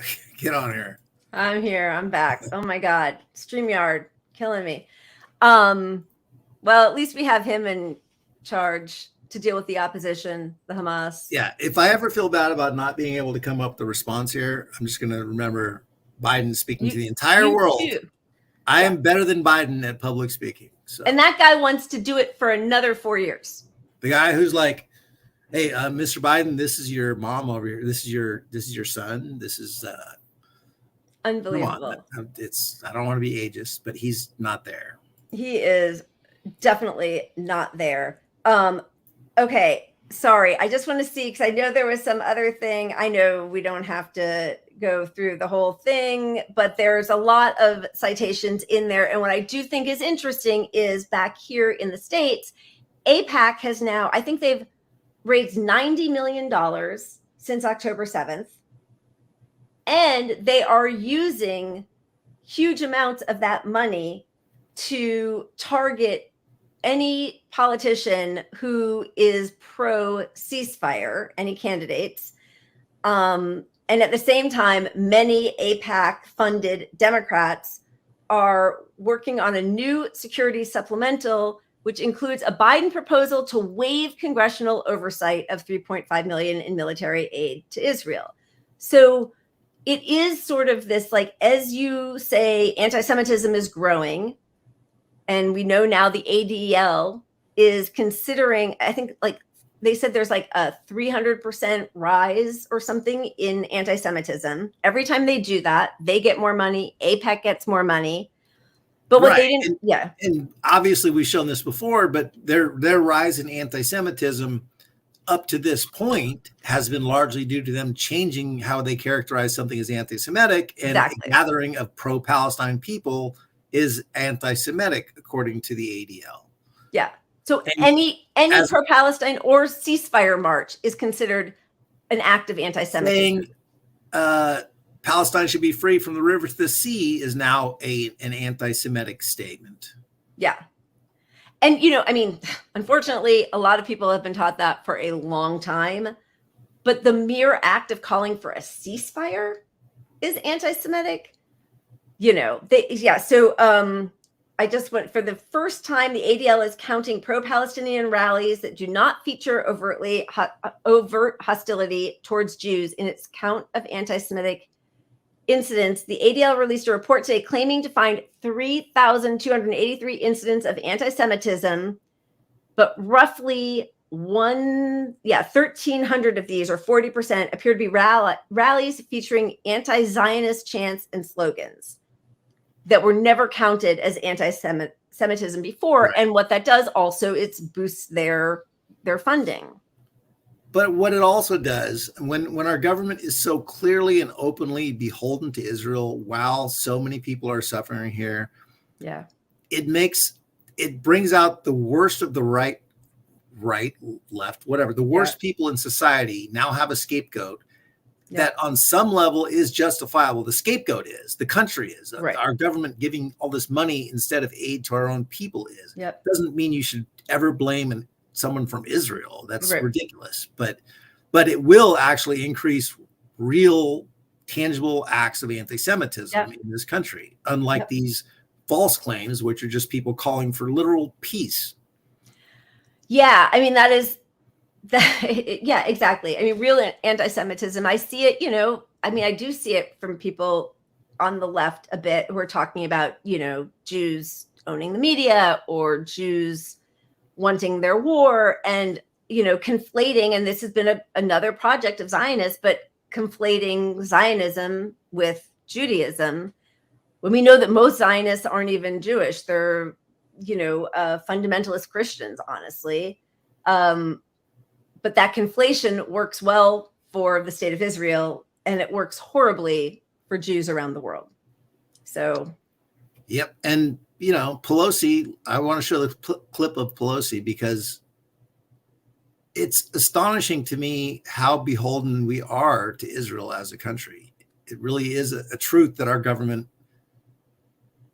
is largely both scared of all the PACs that we allow to exist, that no other country can have a PAC like AIPAC or what's the other one? The Democratic for Democratic. Oh my God, DFI. Anyway, but J Street, AIPAC. Yeah. Foreign countries have to register as lobbyists and whatever, but these groups have exceptions, and our government really does take a lot of fucking money from Israel. According to one study that I have seen, 70% of people in our country, Jewish people in our country, voted Democratic. Sorry, turn your volume up here, folks. So that is a very important point in terms of our connection. I have said to people when they ask me if this Capitol crumbled to the ground, the one thing that would remain is our commitment to our aid, and I don't even call it aid, our cooperation with Israel. That's fundamental to who we are. That's why I'm so delighted to be here. So you're going to offer Paul, your husband, as the goy of Shabbat like your dad was? Ugh, gross. Yeah, and who's that Republican Congressman Brian Mast, who shows up in his IDF uniform, and then he says, "Well, Rashida Tlaib has a Palestinian flag." Well, one is like IDF, it's military, and one is her heritage. Like that's very different. Which is why when they talk about like, well, everybody's Hamas, well, everybody in Israel's IDF. Like, how do you get labeled a terrorist? What do you have to do to be labeled a terrorist? Yeah, and I mean, obviously, we've seen Fetterman waving the Israeli flag on top of it. Like, he's going through some serious mental illness, for one. But he's on top of his building, flaunting his support for Israel, waving the flag for like hours. Like, the same people don't do that. There's something going on there, honestly, like sincerely. But his own election, he didn't take money to support Israel. He took money to not support Palestine, essentially. Like, that's him. And so you've got the Biden administration now taking a hit clearly publicly for supporting Israel. And they've got his advisors talking to Fetterman on how to boost relations with the Muslim support and Arab support he's losing. Like, that's a Democratic consultant for you. They're pointing him towards Fetterman to see how to do things. I mean, it's so ridiculous. And yeah, reflect this on, I did see that also. And I bet that JFK was hoping to force, it was the precursor, I think, to AIPAC, but to be labeled as, what's it called? What did they get all the people who were on Trump's staff for? Agents of another country. What's that called? Foreign agents. Oh, yeah. And right after that was when he was killed. So anyway, yeah, it's a very strange dynamic. Clearly, it benefits the U.S. to have Israel there as an outpost. And partly I think it's just like a racist colonial idea of like having civilized people in the Middle East. But I think also a lot of it has to do with the Suez Canal and access to the sea and shipping and trade. But whatever it is, it's disgusting, especially, as our country is falling apart, where people can't afford rent, where they don't have health care, where everybody's being reinfected with a, contagious virus several times a year, where, the fact that that is what people are focused on who are in power is, it just shows you how much they. Well, we do have the 2024 section coming, but and this almost feels like minimizing it. But one good thing is that the boycotts and protesting are hurting some of the big businesses, which, look, it's sort of vindictive, like, oh, Starbucks taking a hit, haha, or something. But it's actually more than that, because maybe like they have the ear of politicians and we don't. So when these big businesses take a hit, it's a win. So we've seen Starbucks closing in a lot of places. McDonald's just came out and said that they're blaming the war for missing their sales targets. I think Pizza Hut also has something going on where they're feeling the hit, where their profits are going down because I don't know if it's because they have places in Israel or because they were donating food to IDF soldiers on the ground. But yeah, those, and I saw Japan. I know we had so many graphics that we had to get rid of some. And but I know Japan, what did they do? They just stopped their contracts with one of Israel's weapons company. It's going to take a financial hit to make anybody change their mind, because nobody has a heart or a soul or cares. Nobody in power cares. But when their donors feel the hit, that is what will make a change. So that is the way the people power comes into play. That's what we got for now until we actually wreck some people. But wreck the system. People. All right. Was there anything else that we wanted to talk about with Israel? I think we did it. I think we move on just to get to our last topic, 2024. Yes. The excitement of it is what is it? Palpitating. Palpable. Yeah. Oh, that's right. Yeah. Let's do something fun in between. Let's spin the wheel and we'll get all right. Yeah, baby.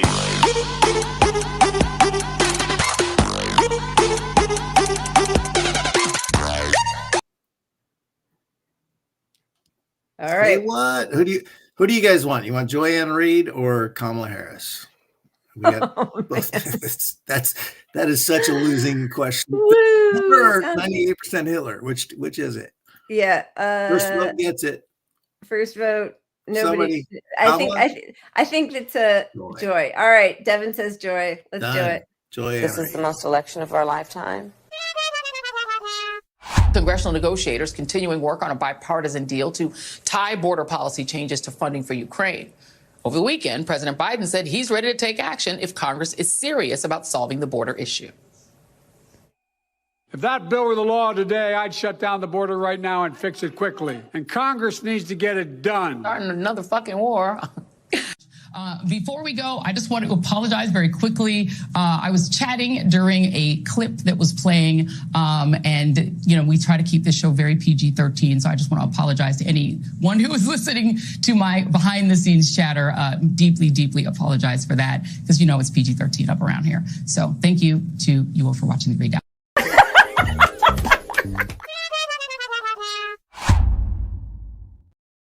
It's so amazing.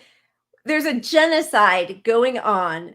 Now Biden is bombing 4 other countries in order to continue allowing his friend Bibi to continue massacring Palestinians. That's PG-13, but saying fucking, that's the thing she's apologizing for. Crazy. Yeah, and how she can, look, on air, she's actually been a little bit critical of Palestine, of the war. So I'll give her some credit, but yeah, to have that comment come over the air and not just feel like, hey, maybe I should own that we're starting. Let's have a whole show on how we're elevating tension in the Middle East and how we're getting us into World War III, because that's what you're thinking behind the scenes. Yep. Well, but you know how at the end of every segment, it was like, brought to you by Northrop Grumman or brought to you by some other, military industrial complex advertiser. So I'm sure she was very scared that she was going to lose her multi-million-dollar chair at 100%. MSNBC there. Okay.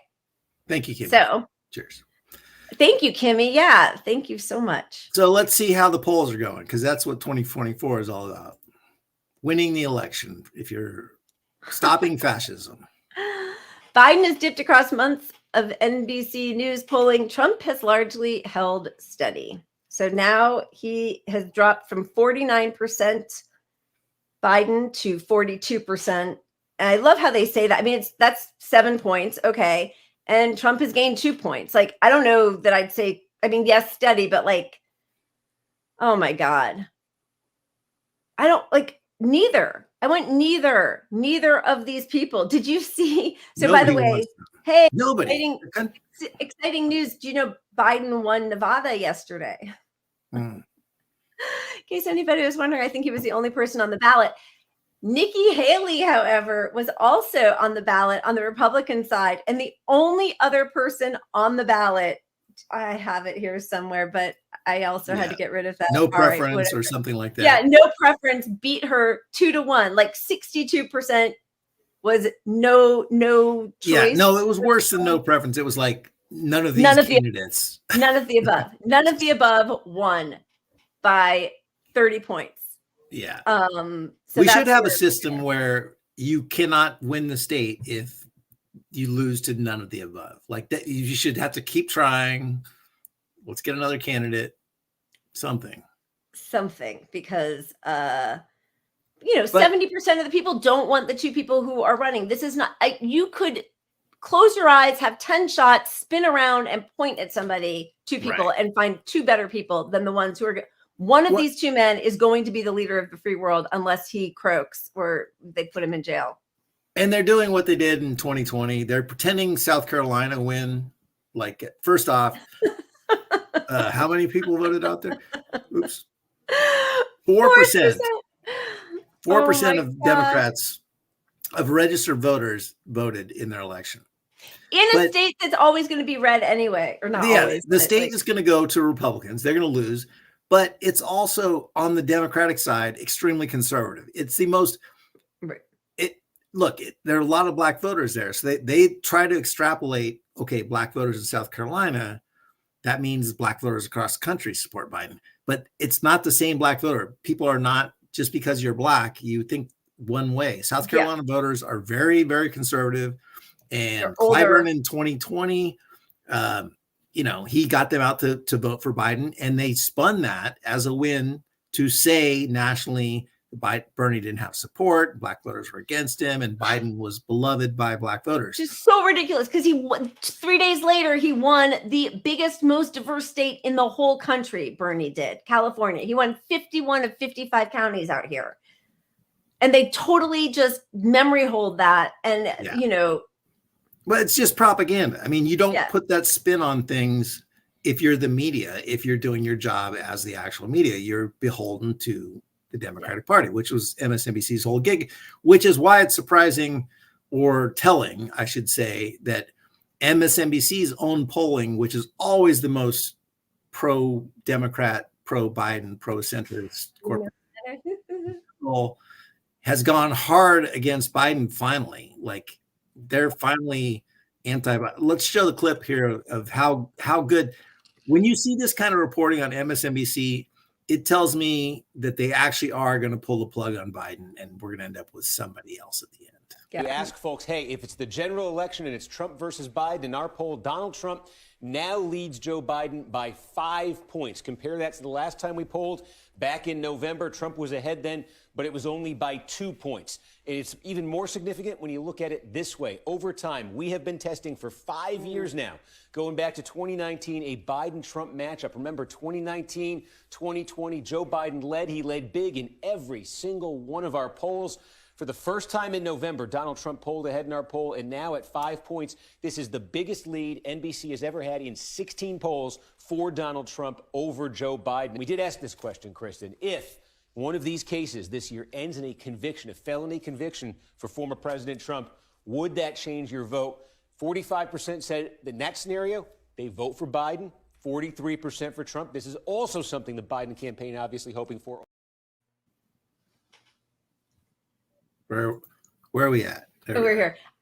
So that is really the whole game for Democrats. They are just hoping that Trump will be in jail, but still, he's not losing by that much. 2 points. And that's the general. Like, the general doesn't matter. It's all about the 7 swing states. So that doesn't matter at all. All that matters in the election is the swing states. Like, you can cross all the other ones off. That's why they're called the swing states. They're the only ones that swing one way or the other. They go left or they go right. Or they go right or they go farther right is the new term we should use. But yeah, the evidence is so clear that this election is lost at this point, is the whole point. Like, every swing state is going to Trump. Yeah, it's lost. But on the way out, Biden, who says, well, you know, people, liberals always, well, he's not a dictator. That's why we like him. He's not a dictator, you know, and you're like, he could have done all these things by executive action. And then liberals will come back and say, well, he's not a dictator. But then he, as we know, we've said it a million times, but like bypasses Congress to give more money to and weapons to Israel while they're committing a genocide, which makes us accomplices, makes him an accomplice, complicit, you know, broke 26 environmental laws to continue building Trump's wall, giving more money to the cops who will be there to enforce Trump's whatever he does and the people who are protesting against him. And now this border bill thing, selling out migrants just so that you can continue bombing Palestinians. Yeah, their strategy is, oh, it's going to look like such a win for us in 2024 when we gave Republicans everything they wanted and they didn't vote for it. Clearly, they just don't want to solve the border problem. Yeah, so you're telling your base, you're giving the Republicans everything they want, and it's not enough. So where's your defense of our position on the left or the center or mainstream America or all these marginalized groups you're just fucking with these bills, or all the people that are hungry who are watching $115 billion go to Ukraine and genocide in Palestine? Like, it is so insane. And in that bill was the executive right to deport anybody you want and close the borders. So and not even executive right. It was mandated that when certain, you know, when it hit 5,000 undocumented people trying to cross, you had to close the border for 2 weeks, 3 weeks. When it hit 6,000, it had to hit this other marker. Like, it forced inhumane policy at the border, and Democrats are like, we wanted to do all this inhumane shit. Yeah, look what we did. We did everything they wanted, and they still didn't want it. And now that's the beginning part. Like, now there's no compromise. They gave them everything, and now Republicans are saying, well, we're not going to do some left-wing bill. I mean, it's like Obamacare, right? You run on, hey, we need universal health care, at least a public option. You scrap all of that. And with your supermajority, you do the heritage-written Republican Romney care. And now the Republicans don't like that either. So, like, no, it's only going to remove the Republicans. It's going to push them farther right, like you said. The ratchet effect. And we already gave our position. And if that position didn't get what we wanted, if it comes time to negotiate the next position under the Republican power, because they're going to win the election. Yep. That's where we're going to be farther right than we were right now, which was not acceptable to people on the left now. Yeah. And all that does is it depresses your base. And, you know, I feel like, I mean, I know everybody who watches this understands that. And it's not that, as we know, Democratic politicians aren't stupid. They know exactly whom they're working for. It's never the left. They always want to compromise with Republicans, reach across the aisle. You know, they will crush the left as they keep moving further right. They talk about a strong Republican Party. They never talk about a strong left, the base of their party, and they sell out on every single issue. But I wish we could get through to liberal voters to understand that it is not that Democrats are weak. They're not feckless. They are doing exactly what they're paid to do.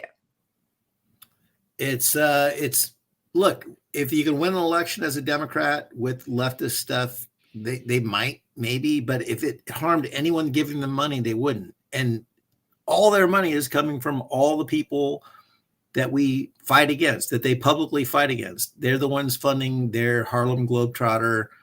They're the Washington Generals pretending 100% to steal the, oh, I didn't know he had all those skills, and he dunked the ball. The Republicans dunked the ball on us again.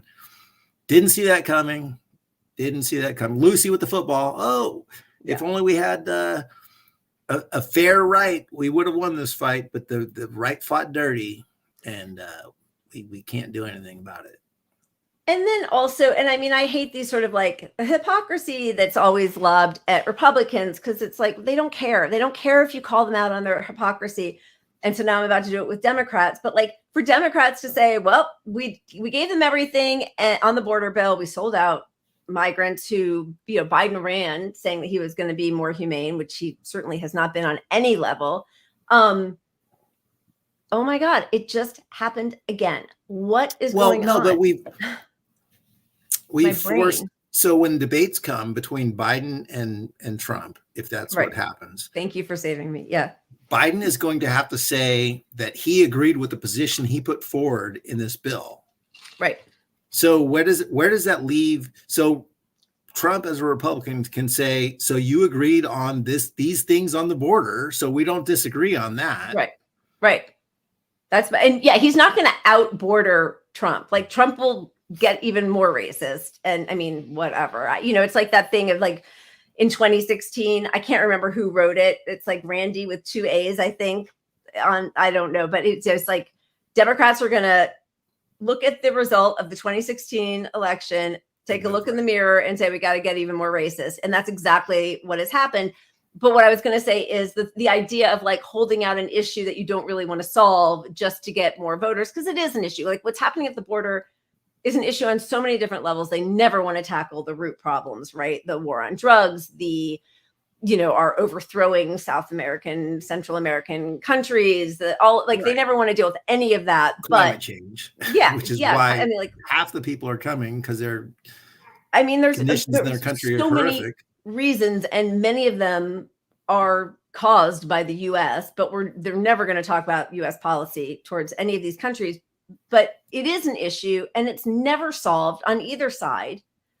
And the same with, Roe. That's what I was saying, is like the hypocrites of the Democratic Party saying, oh, like they're going to call out Republicans on not really wanting to solve it. But this is just the way both parties always work. Because like right now, there's very little between Biden and Trump that anybody could point to. But if you're Trump and you want to win and you want to deflate the Democratic base, when Roe v. Wade comes up, you just say, you could have done something about it. You don't really care, do you? I, as the dictator I am, and the benevolent leader of this USA that I love, would have, if that issue mattered to me, I would have used this power. I would have 100%. 100%. And that would just deflate the left base, the Democratic base. I mean, it's true though. Like, it's actually not true that he would do it. I'm just saying that he would do something. Have the power to do something about this. Yeah. I mean, Democrats do. They always talk about Republicans as being this great threat and fascism and democracy's on the ballot. But when they're in power, they don't solve any of the problems, and they're powerless to do it. And Republicans are always in the way. And then when they're not in power, Republicans have all the ability to do everything that they want to do. Your mouth is moving and nothing's coming out. It's delayed. I have some seriously important things to say if you just sit back and wait. It's so funny, Pat. Oh my God. I'm sorry. So look, they're doing a lot. Don't knock them. This guy is going to solve the problem. Yeah. The next president of the United States, folks. The next president of the United States. I think they're going to bring Hillary back. They're doing that. We are doing that now, don't call it a comeback. I did just want to say on the Mexican border thing, if we could, because there were two other really disgusting parts. One was a carve out specifically about not funding UNRWA. It is the one organization that could possibly alleviate any of the pain that we and Israel are inflicting. It's the largest aid group over there, and to unfund them now is it's criminal. Schools, hospitals. It is an act of genocide, and yeah. But then here's the other thing that I thought was pretty amazing. So this is from a box. Oh yeah, were you still talking? I'm sorry. Well, I was. Who knows? But since we brought up Hillary, never forget. I just wanted to show this. This will live in infamy. Wait, is that Alyssa Milano? No, who is that? Listening in the dark. It's just a regular person. I don't know. They had a check, but Kleenex check, wine check, antacid check, punching bag check, vibrator check. Come on, that is check. Isn't that is Alyssa Milano, isn't it? Who was that? I don't know. Maybe she recycled the old answer. Dark. I felt like it. Wait, is that Amber Tamblyn? Who is it? Oh, yeah, I bet it is. Which is the saddest thing in the world to me because she's married to David Cross. David Cross, who's one of my favorite comedians. He's a brilliant guy. Actually, a legit leftist. Like he and her don't agree on any of this stuff. I know. And they were actually one of my favorite movies of this past year, playing a couple called You Hurt My Feelings with Julia Louis-Dreyfus. It was so good. And they played a couple, and she was great also. But she's another one that just came out calling for a ceasefire, which is like, wow, thanks for all of your, strength and courage calling out for a ceasefire after the ICJ already said that it's a genocide. Okay. Do we have anything else? What about any videos? Where are we? We are 2 hours in. I feel like we should let people go. But what do you got? You got something? No, but I did want to talk about Dean Phillips, so we can talk about him next week. He had a good interview where he handled himself really well also with Joy and Reed, but it's 2 minutes. It doesn't matter. But basically he does call them out on like, nobody, she says, nobody knows who you are. He's like, yeah, you haven't had me on the air for 4 months. How do you want people to know about me? And at least Republicans have a vibrant debate. They have candidates. And he even said, you guys have given CNN or MSNBC have given town halls to Republican candidates and not to any of the Democratic people who are challenging Biden. As much as I disagree with him on every policy he probably supports, the one thing he's doing is getting some attention to call out the fact that Biden can't win. And I think that's why they're getting him on, because it gives them permission to swap out at the convention for somebody who can probably maybe win. So it's like they're planting the seed. They're priming the could happen. Yeah. It's not a done deal, but I think we get Gavin Newsom at the convention. But I think so too. How are they going to deal with Kamala? That is going to be a funny moment. All right. Thank you all for hanging out with us. Thank you to Julia Doubleday for coming on and sharing all of her knowledge with all of us. Love her. Yeah, she's great. Thank you to our members and those of you who are supporting us and sharing and being so active in the chat. It's really wonderful to be here with all of you. Going out on one good thing. Do you want to? I don't want to talk over you, but I don't know if you're paused or what. Am I here? I'm here. Yeah, okay. You're here. Oh, I do the wave to check things. I don't know, but you're finally caught up. I don't know what the hell's going on. I mean, I have this fancy new computer. I can't blame it. So and I have great internet. So yeah, who knows? But anyway, a lot of you guys probably saw this clip already, but it's worth watching again because it gives you some good feels. Anytime Nancy Pelosi gets hell, it's a good thing, and we need to give all politicians in power. Yeah, they should have no peace at all. They walk outside their door. Ever. It should be hell to their car. It should be hell to the restaurant they eat at. It should be hell to their opera or whatever the fuck they're doing. And kudos to anyone making it their lives hell. So thanks, you guys. Keep punching up. We'll see you next week. Don't call us Russian apologists or Chinese apologists. You are an Israel apologist. You are an Israel apologist. Voting yes or no? Are you going to vote no on the money? Are you going to vote no on the money? Profile. We Are you saw gonna that vote you no? hit $1 million. Are you going to vote no on the money? Congratulations on making money on We're We're not not headquarters in sponsored. We're not China. from China. We don't have headquarters in China. Our headquarters is right here in the United States.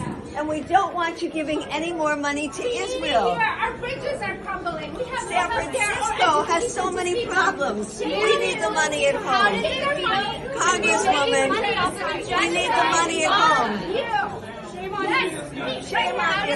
Shame on you. Using money to help people. Why are you slaughtered in Gaza? Don't call us Russian apologists or Chinese apologists. You are an Israel apologist.